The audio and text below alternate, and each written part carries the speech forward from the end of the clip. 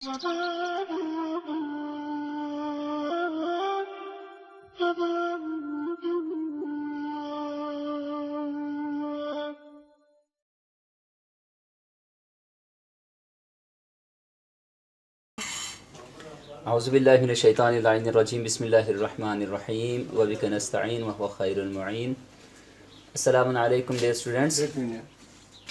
आज जो यूनिट हम पढ़ने जा रहे हैं यूनिट 3 5 क्लास की यूनिट 3 और फैक्टर्स के बारे में आज हम पढ़ेंगे। तो फैक्टर्स समझने के लिए कुछ एग्जांपल्स मैं आप लोगों को दूंगा और फैक्टर्स की जो डेफिनेशन है वो भी आपको बताऊंगा ताकि आप लोगों के लिए आसानी हो जाए।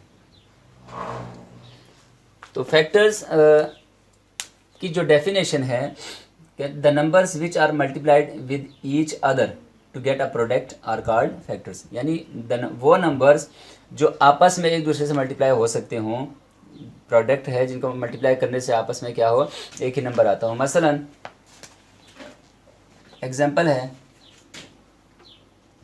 एग्जांपल हमारे पास है 12 है।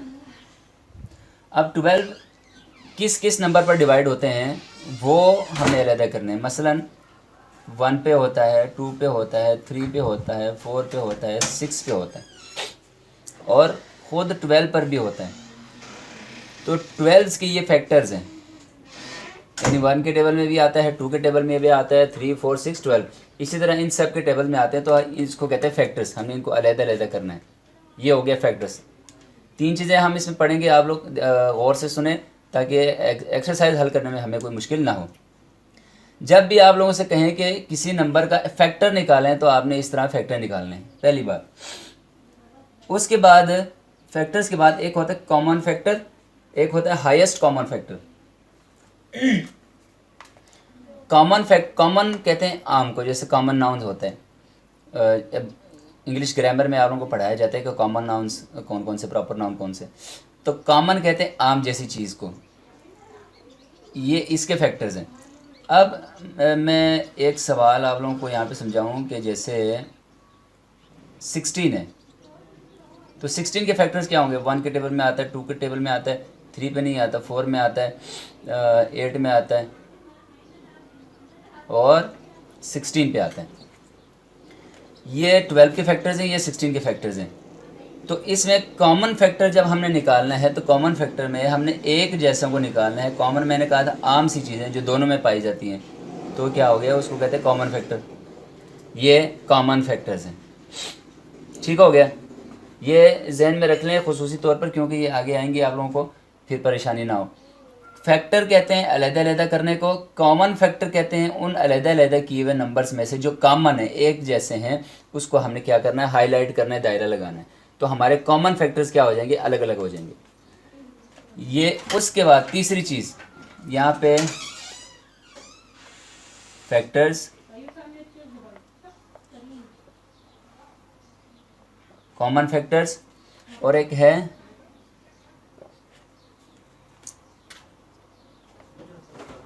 हाईएस्ट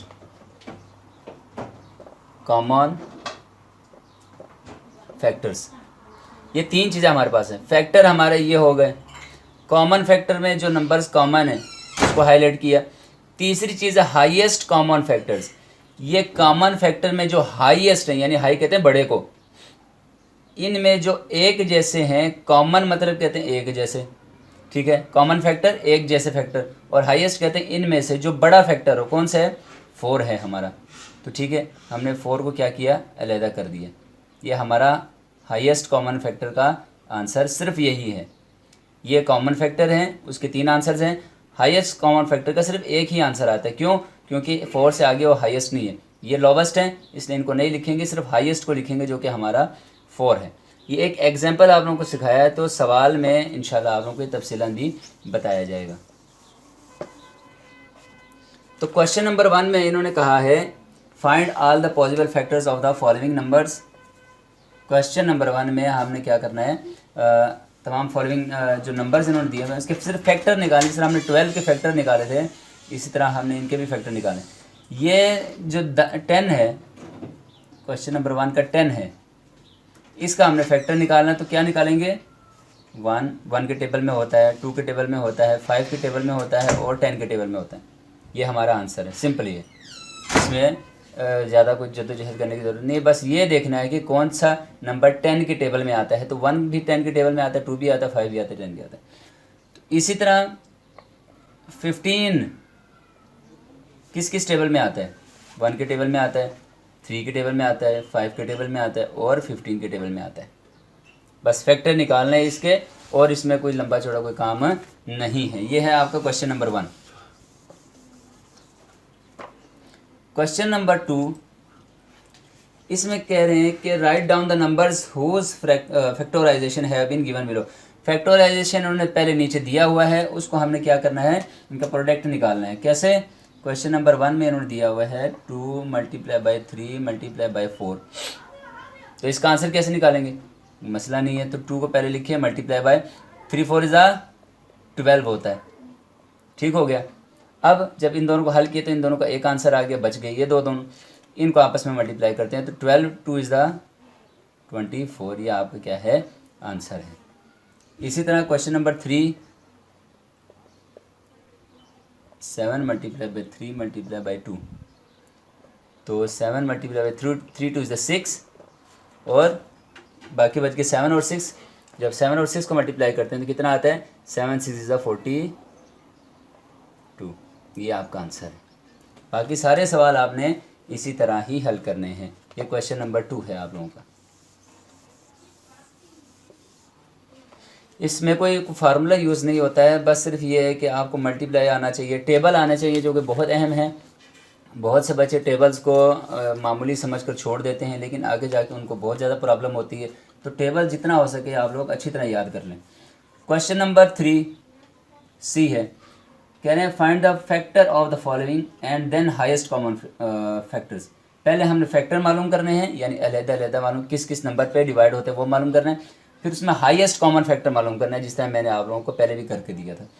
तो इसका जो एक सवाल है वो है 12 और 18 है। क्वेश्चन नंबर, एग्जाम्पल है, तो हम इसको यूँ लिखते हैं 12 18। 12 किसके टेबल में होता है? 1 के टेबल में। 2 3 4 6 और 12। और इसमें एक और चीज़ का ख्याल रखें कि नंबर में थोड़ा फासला रखें। ये फासला रखना क्यों ज़रूरी है, अभी यहाँ पे हम बताते हैं। तो 1 के टेबल में होता है, 2 के टेबल में होता है, 3 के टेबल में होता है, 6 के टेबल में होता है, 9 के टेबल में होता है और 18 के टेबल में होता है। फासला रखना इसलिए ज़रूरी है कि जब हम दायरा लगाते हैं तो किसी नंबर से टच होके मिस ना हो जाए, नंबर का पता ना चले, कोई गलती ना हो जाए, इसलिए होता है। अब इन्होंने कहा था HCF मालूम करना, हाईएस्ट कॉमन फैक्टर मालूम करना है। इसमें फैक्टर तो हमने निकाल लिए, अब कॉमन निकालना है। कॉमन, ये कॉमन है, ये कॉमन है, ये कॉमन है, ये कॉमन है, कॉमन भी हमारा निकला है। उसके बाद हाईएस्ट निकालना है, तो हमारा HCF यानी हाईएस्ट कॉमन फ्रैक्शन, इनमें से जो सबसे बड़ा कॉमन है वो कौन सा है? यकीनन 6 है, तो हमारा 6 क्या है? आंसर है। हाईएस्ट कॉमन फैक्टर हमारा क्या है? 6 है। इस तरह आपने इन सवालों को हल करना है। एक और सवाल करते हैं, क्वेश्चन नंबर 7 करते हैं। क्वेश्चन नंबर 7, इसमें 3 नंबर दिए गए हैं, 45 63। पहले तो 2 नंबर थे, अब इसमें 3 नंबर हैं। 3 नंबर होने की वजह से आप लोगों ने घबराना नहीं है, बल्कि इसको उसी तरह ही लिखना है जिस तरह आप लोगों ने क्वेश्चन नंबर 1 को लिखा था।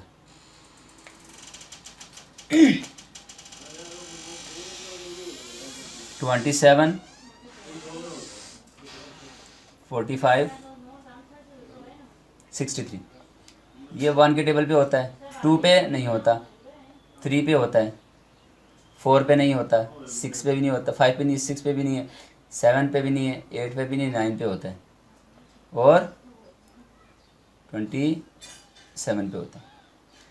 45 1 पे होता है, 3 पे होता है, और 5 पे होता है, 6 पे नहीं होता, 7 पे नहीं होता, 8 पे भी नहीं होता, 9 पे होता है, ठीक है, और 10 पे भी नहीं होता, 11, 12, 13, 14, 15 पे होता है, और उसके बाद